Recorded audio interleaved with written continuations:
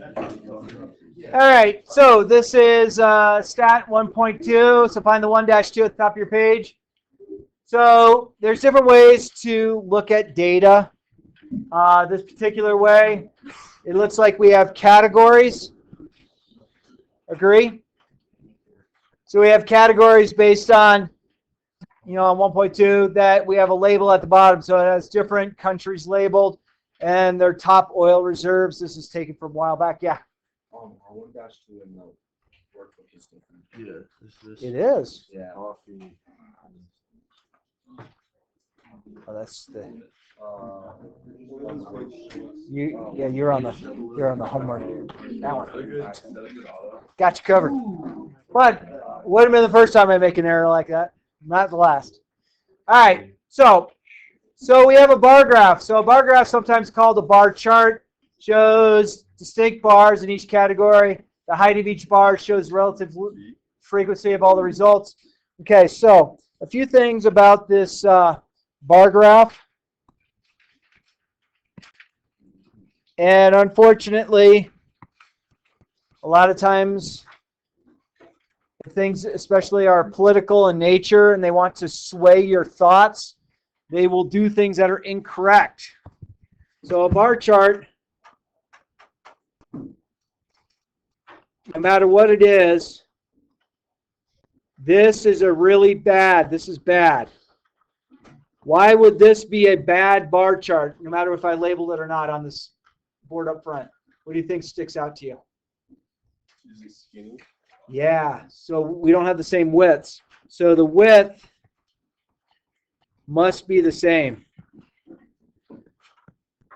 Okay, so that's something that sticks out a lot of times with a bar chart. Like if somebody collected data and their data wasn't reflecting what they were wanted to show politically, they might obscure, they might even change the color to a really light color versus a really dominant color if you had like a color page you were looking at. So just make sure on a bar chart, these are all going to be labeled of some sort. Labels could be anything from cars to people to countries to states, anything for a bar chart. And then there's a number value that goes here. Okay, you want to make sure that both the X and the Y axis you have an X label, so like a title, and you want to have a Y label or a title of what it is. Okay, these over here will be numbers of some sort. These down here will be categories. And that's kind of how you would look at a bar chart. Now, a bar chart, Desmos won't do, but that's okay. They're easy enough to draw.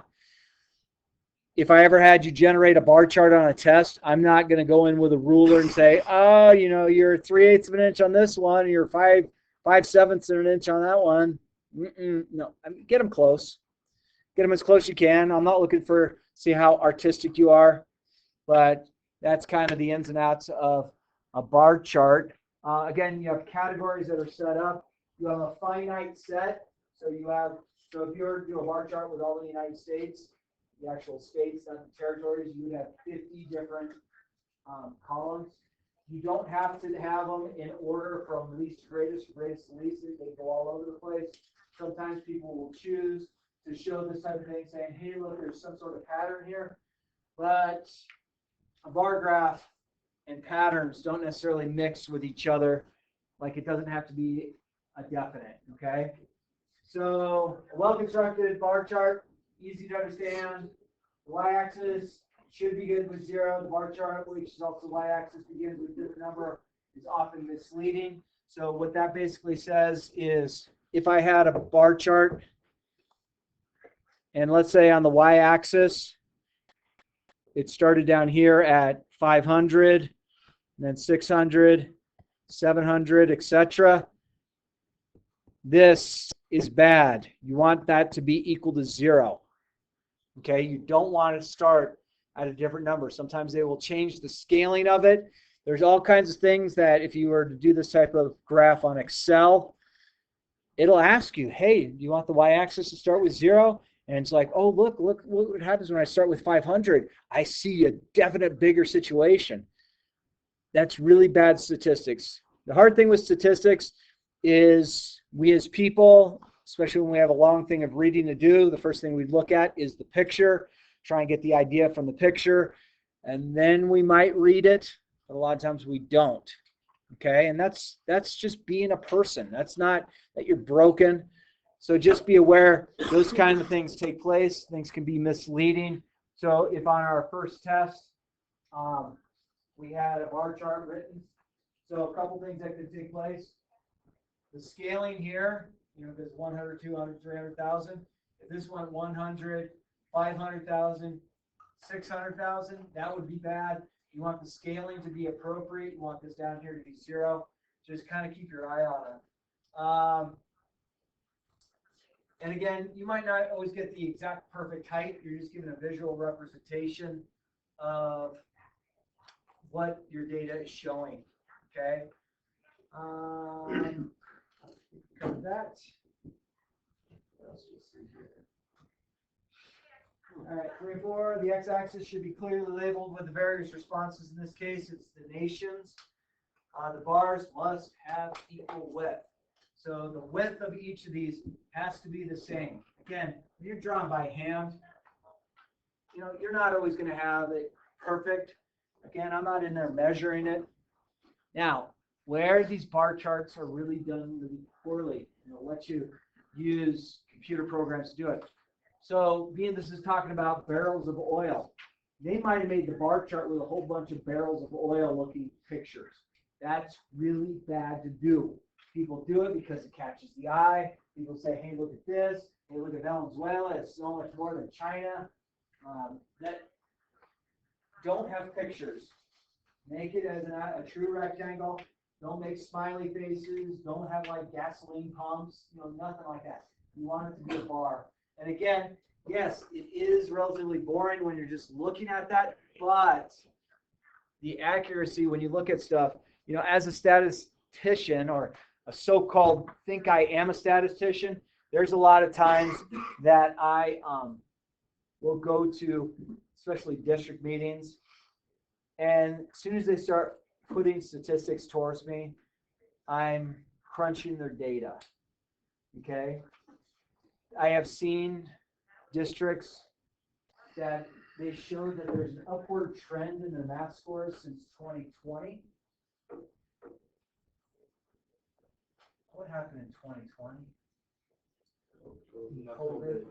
Every place can show an upward trend in their scores. Okay? But they sit there and, oh, look at how well we're doing. Oh, pat yourself on the back. We actually have donuts for everybody. Yeah, I like donuts, but that. Oh, and then a bar chart. The bars should not touch each other. Okay, they're not connected to each other. That's a different type of chart to look at, but it's not a bar chart. So a bar chart, x-axis, the horizontal, they're labeled with some sort of category. They're the same width. The y-axis is a numerical value. Do not use pictures to represent the heights of your stuff. A lot of times during sports things, like if you're representing football or baseball, they might have a football they'll use in the show it stacked up, or a baseball or a basketball. Those are all bad things to look at. Okay? Yes, it's more appealing for the eye, but as far as statistics goes, don't take it. So another one is talking about doing a pie chart, or sometimes they call it a circle graph. And this, in my opinion, is the #1 most perverted thing out there as far as stats goes. And again, so a pie chart, you have a circle. There's 360 degrees in a circle, right? Hi. I didn't mean to interrupt class. You're good. What do you got? It has nothing to do with math. Okay. What does that have to do with? Ethic medical career. Yeah? Are you in it?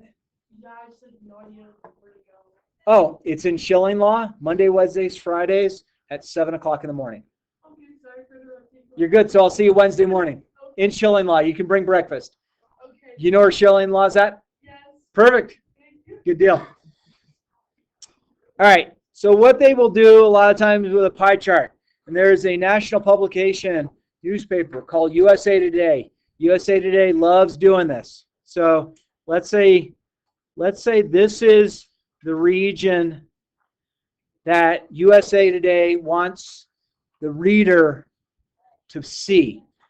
Well, they get cutesy. They're like, let's make a three-dimensional pie piece. Oh, it's beautiful. Oh, we love this. Look, it's sticking out at us. Look at how big this region is. And they will make a 3D, and my art is so good. I know, don't applaud just through money. But they will make it as a 3D in your face. Look at this. There was one I recall seeing many years ago, and it was they had taken the study looked good. They had said they randomly selected a certain amount of high school age students throughout the United States and surveyed them. It didn't tell how the survey was done, but the things that, as a statistician, you like seeing, was it randomly selected? Yes. And then it had to deal with drug use. And USA Today didn't get the results that they thought from the random sample. So what they wanted to do is they made their pie piece three-dimensional, stick out at you, and it was like, oh, look at this. Oh, this is horrible. This is bad. Okay, your kids are on drugs. And it's like, no. This was talking about only 7% of those who were surveyed fell into that category that answered it in that way. But they made it as a 3D piece to come out to you. You know, it's appealing to see to the eye. It captures your attention, especially when your eye goes to it and you have the little blurb underneath it. And all of a sudden, parents are like, oh my gosh, my kids are on drugs. Well, I hate to tell you this, but I'm certified to teach all math, all science. So I have a minor in physics, minor in chemistry. And one of the classes I took for my very last chemistry class was chemistry 496. It wasn't a lab-based chemistry class. It was just lecture, but it was drugs in the human body. Friends, do you want to know what a drug is defined as in the human body according to this book? Anything that is absorbed by the human body. I think you all took a breath of air. Friends, you're all on drugs according to this class. Sorry. You might not want to go home and say, Mom, Dad, I'm on drugs. And then they, smack you around a little bit. No, I'm just kidding. But anything that is absorbed by the human body. So food, drinks, air. Those are all drugs according to the class I took. It was a great class. I loved it. Made me feel better about who I was. Okay, so a circle graph or a pie graph. You want all the percentages to add up to 100%. Okay, it's okay if the percentages aren't an exact percentage, like you could have 23.2%. Okay, all the percentages need to add up to 100%. So a lot of times, you might see this on a test question. If you can go 47, 28, 9, 3.5, 4.5, and 8 added up, it comes out to 100, it's good. If it doesn't, bad. Yeah. So when they did that 3D pie thing, they didn't actually the percentages. They just showed. Oh, they had the percentages, but they made that slice bigger. So it was like in your face, like, oh. But they knew the percentages. They knew the percentages. The percentages were written, but It was 7%. people don't.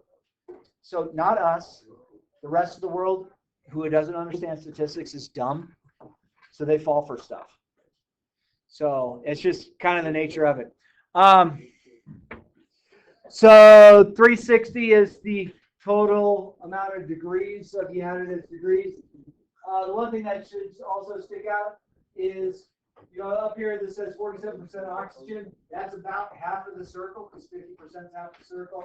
28% looks good. 9%, 3.5. None of these, like this 8%. If they wanted this 8% to exploit, they might make it a 3D picture. And again, that is stuff that should deter you away from saying the person, the author of what we're reading, is trying to influence my thoughts towards what they believe. And it's really bad to do. Unfortunately, we as people, it's easy to follow the trends. Okay? But I'm going to try and show you where they try and make those trends as something that they want you to follow. They want it in your face. And just watch out for it. And throughout life, after this class, hopefully you get to a point going, this doesn't look quite right, because I had the stats class as a senior. This teacher, he was kind of a nut job, but we all kind of liked him. But hopefully that helps you.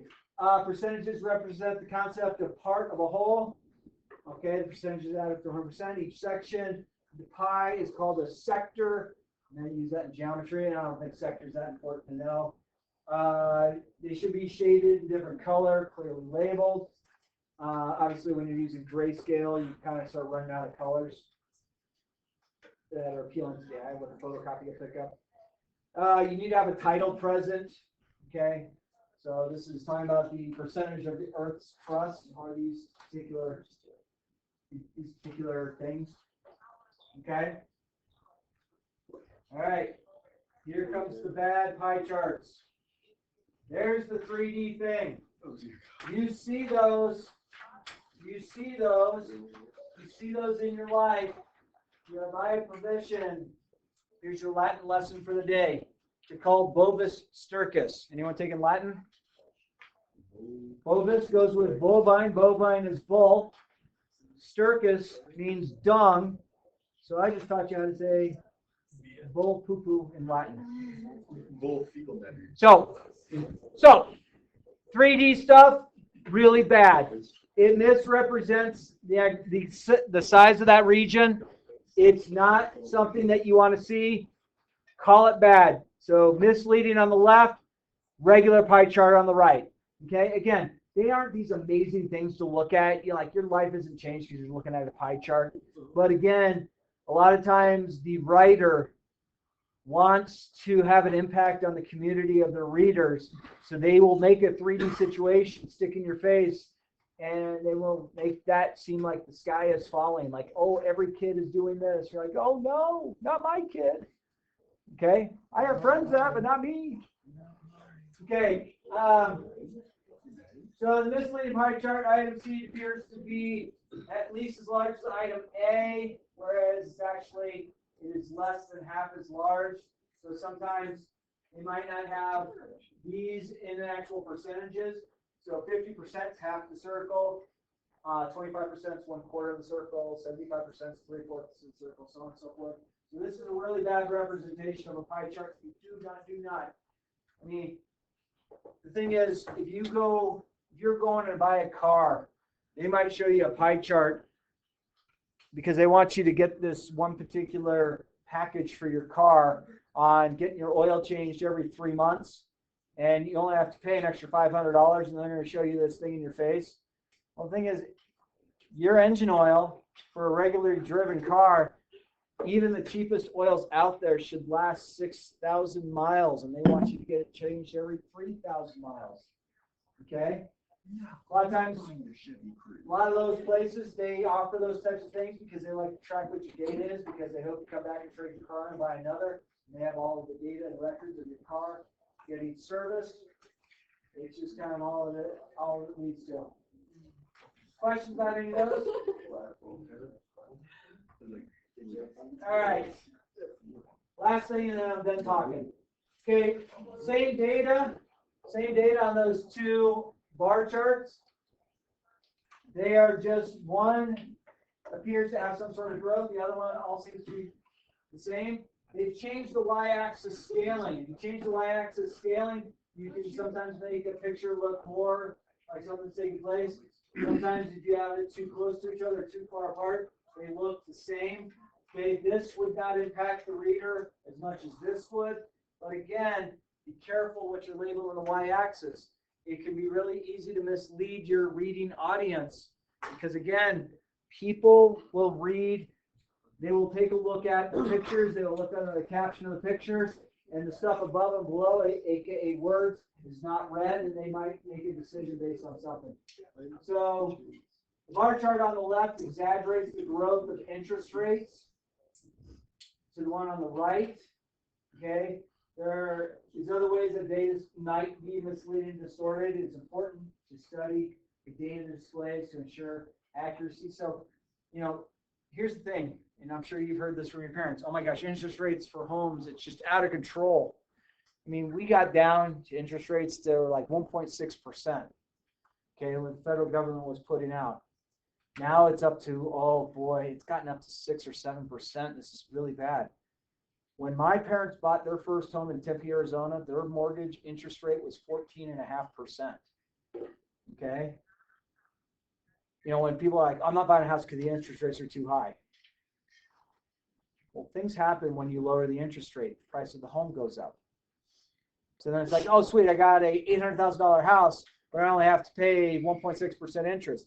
Yeah, but last year when it was a 4% interest, that same $800,000 house might have went for $500,000.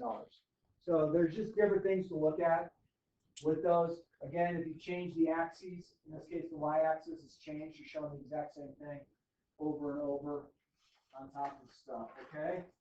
And that is all I have for today. Hey, when am I going to be absent? Monday. Sorry about that. Well, why are you here then? A week from today. No, you're. All right, so try that worksheet 1-2, front and back. Give you the rest of the time to work on it. Happy to have you all back.